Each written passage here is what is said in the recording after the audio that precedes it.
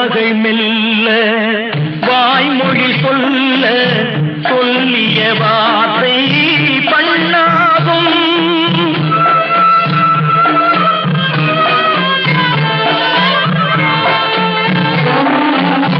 பூமகள் மெல்ல வாய்மொழி சொல்ல சொல்லிய வார்த்தை பண்ணாகும்.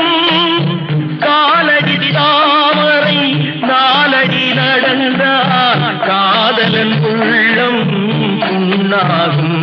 இந்த காதலன் உள்ளம் புண்ணாகும். பவழக் கொடியிலே முத்துக்கள் பூத்தால் புன்னகை என்றே பேராகும். கண்ணீர் ஓவியம் உயிர் என்று வந்தால் வெண்மையில் என்றே பேர்.